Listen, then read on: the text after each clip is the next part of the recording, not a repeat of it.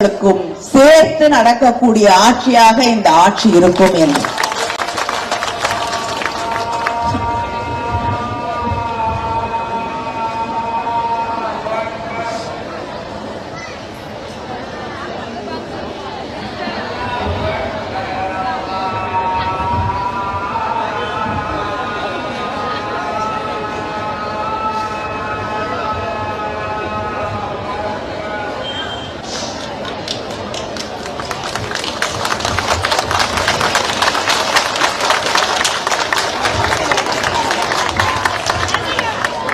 கைத்தட்ட வேண்டாம். ஏன்னா இது தமிழ்நாடு,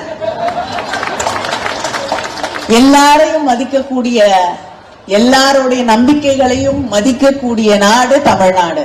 இது உத்தரப்பிரதேசமா இருந்தா ரம்ஜான் அன்னைக்கு மசூதிகளை மூடுங்கள் என்று கட்டளையிட்டார்கள்.